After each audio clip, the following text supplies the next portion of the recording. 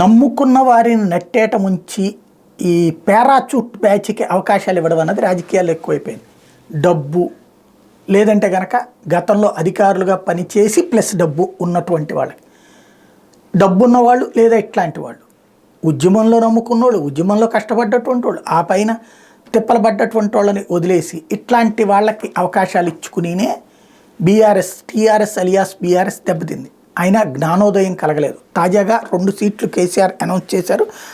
అందులో నాగర్ కర్నూలు పార్లమెంట్ స్థానం నుంచి బీఆర్ఎస్ అభ్యర్థిగా మాజీ ఐపీఎస్ అధికారి ఆర్ఎస్ ప్రవీణ్ కుమార్, మెదక్ పార్లమెంటు స్థానం నుంచి ఎమ్మెల్సీ మాజీ ఐఏఎస్ అధికారి పి వెంకటరామరెడ్డిని ఖరారు చేశారు. ఓవరాల్గా ఈ 2 స్థానాలకి కూడా మాజీ అధికారులు, సివిల్ సర్వీసెస్ అధికారులు.